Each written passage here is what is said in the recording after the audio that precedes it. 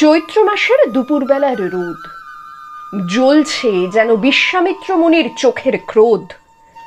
জলে স্থলে গাছপালাতে এমনকি যা ধুলো তাতেও আগুন, ফোসকা পড়বে পা দুটো যেই ছুঁলো।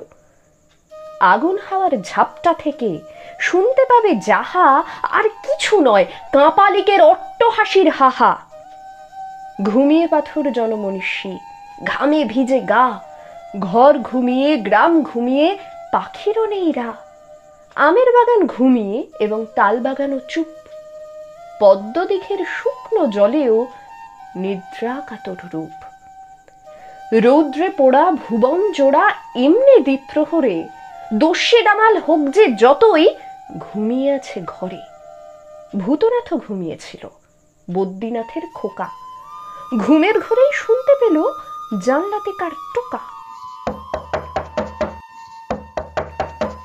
দুচোখ কষে উঠল বসে, জানলা দুটো খুলে পটলাকে দেখতে পেয়ে চোখ কপালে তুলে প্রশ্ন করে, এই গরমে এমন সময় তুই?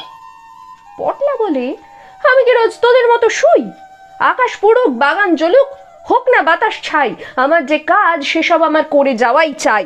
জিজ্ঞাসা রাখ, বিছানাটা ছাড়, বাইরে এসে শোন, শুনতে পেলেই বুঝবি আমার দারুণ দৃষ্টিকোণ। গামছা দিয়ে ঘামটা মুছে বাইরে আসে ভূত, সঙ্গে সঙ্গে পটলা মারে পেটের মধ্যে গুঁতো, অবশ্যতা হাসতে হাসতে, রসিকতা সম।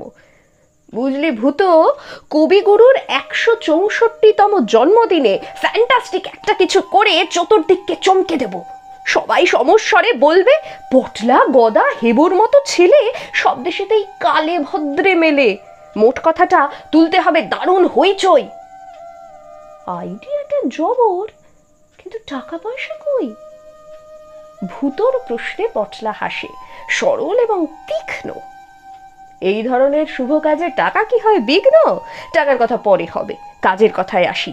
পাশের গ্রামে হেবর দাদার পিশ্বশুরের মাসি, খোঁজ পেয়েছি তার কাছেতেই কবিগুরুর লেখা সঞ্চয়িতা আছে, হেবর নিজের চোখে দেখা। শুনেছি সেই মাসি নাকি নিত্যি পড়েন কাব্য, সেখান থেকে বইটা পেলেই কর্মসূচি ভাববো। বইটা পেলেই টুকতে হবে কচ দেবযানী, নির্ঝরের স্বপ্নভঙ্গ পড়বো কিন্তু আমি। হেবটা যা তোতলা, ওকে আবৃত্তি না দিয়ে কমিক টমিক করতে বলবো মজার কিছু নিয়ে। তুই পড়বি হাঁকিয়ে গলা, পঞ্চনদীর তীরে। দেবতার গ্রাস পড়বে গদায় কিংবা টুকলু হিরে।